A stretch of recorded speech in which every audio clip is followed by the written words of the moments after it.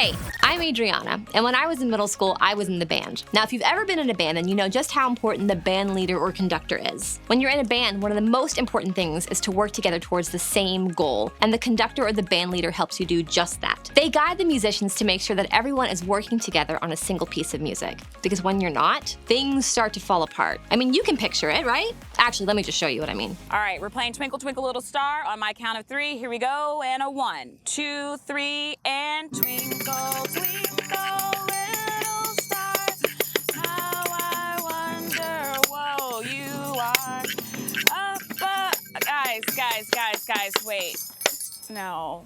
Do you see what I mean? That was a disaster. I mean, even when one person isn't working together with the rest of the group, it makes reaching the goal really difficult. In other words, it causes a lot of disunity. And maybe you've heard the word unity before. Unity means that everyone is working together towards the same goal. So disunity is actually just the opposite of that. It means that something has happened to keep people from being able to work together. Now, sometimes it means there's a disagreement or a conflict within a group, and instead of coming together, it breaks them apart.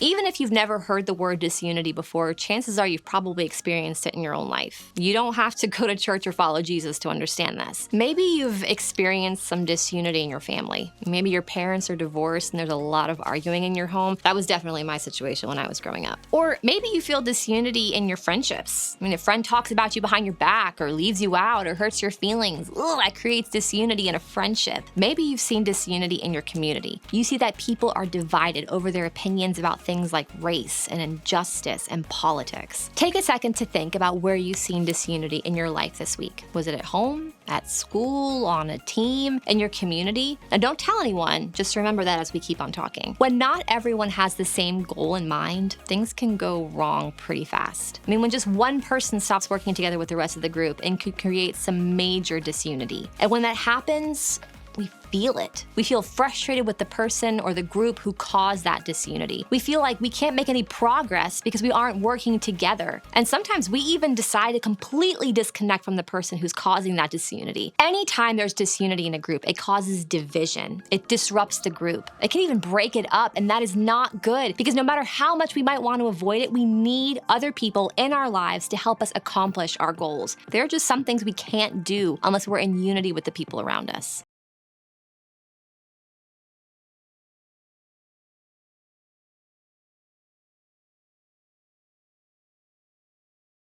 One of Jesus' closest friends was a guy named John. And what's cool is that John wrote down a lot of things that Jesus did and said, including a prayer where he addressed this whole idea of unity. Jesus could have prayed for anything here. He could have used his last prayers on earth to ask for whatever he wanted. Now, if I was Jesus, I might have prayed that my disciples wouldn't totally mess up sharing the message I wanted them to tell the world. Or maybe that they'd be protected once I was gone. But Jesus didn't ask for any of the things we might expect. Instead, here's what he said. I'm praying not only for these disciples, but also for all who will ever believe in me through their message. I pray that they will all be one, just as you and I are one. For you are in me, Father, and I am in you. And may they be in us so that the world will believe that you sent me. Jesus chose to pray for unity. He prayed that his disciples, who were his closest friends, would work together as one. He even took it a step further. He prayed that anybody who believes in Jesus would be connected as one. That prayer includes us. Jesus prayed for our unity. Remember, Jesus could have picked anything to pray for in this moment, and he chose unity. That means that unity is a big deal to Jesus. And because of that, it should be a big deal to us too.